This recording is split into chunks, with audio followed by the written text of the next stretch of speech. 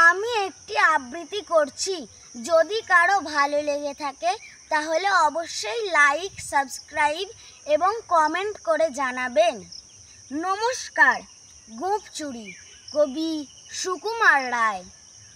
Head অফিসের বড়বাবু লোকটি বড় শান্ত।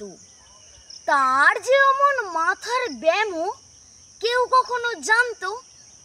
দিব্যি ছিলেন খোশ মেজাজে, চেয়ারখানি চেপে একলা বসে ঝিমঝিমিয়ে হঠাৎ গেলেন খেপে। আঁতকে উঠে হাত পা ছুঁড়ে চোখটি করে গোল, হঠাৎ বলেন, গেলুম গেলুম, আমায় ধরে তোল।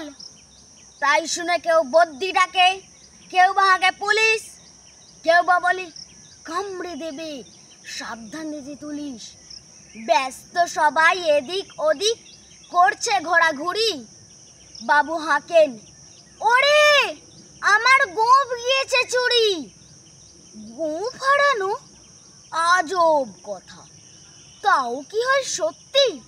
গোঁফ জোড়া তো তেমনি আছে, কমেনি এক রত্তি। সবাই মিলে বুঝিয়ে বলে, সামনে ধরে আয়না, মোটেও গোঁফ হয়নি চুরি, কখনো তা হয় না।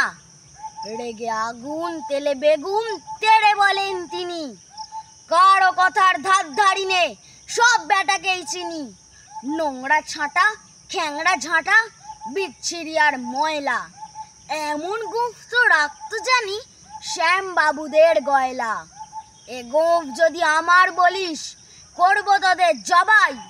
এই না বলে জরিমানা করলেন তিনি সব্বাই। ভীষণ রেগে বিষম খেয়ে দিলেন লিখে খাতায়, কাউকে বেশি লাই দিতে নেই, সবাই চড়ে মাথায়। অফিসের এই বাঁদরগুলোর মাথায় খালি গোবর, গোঁফ জোড়া যে কোথায় গেল কেউ রাখে না খবর। ইচ্ছে করে এই বেটাদের গোঁফ ধরে খুব নাচি, মুখ্যগুলোর মুন্ডু ধরে কোদাল দিয়ে চাঁচি। গোঁফকে বলে তোমার আমার, গোঁফ কি কারো কেনা? গোঁফের আমি, গোঁফের তুমি, তাই দিয়ে যাইছে না। নমস্কার।